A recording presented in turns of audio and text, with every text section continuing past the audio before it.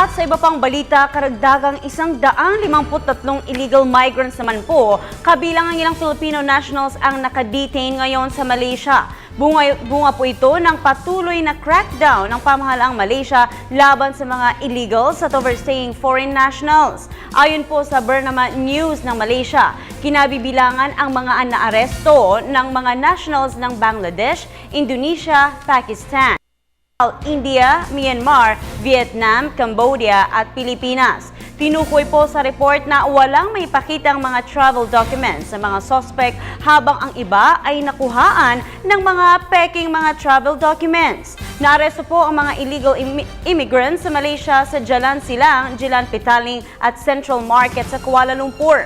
Una po rito, umaabot sa 2,000 ang bilang ng mga Filipino ang napauwi na ng Department of Foreign Affairs mula sa Malaysia.